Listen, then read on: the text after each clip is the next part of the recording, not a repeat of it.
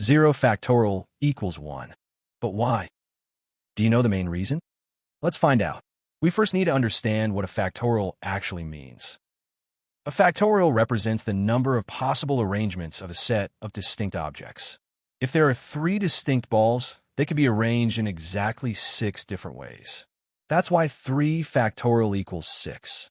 By definition, 3 factorial is equal to 3 times 2 times 1, which equals 6.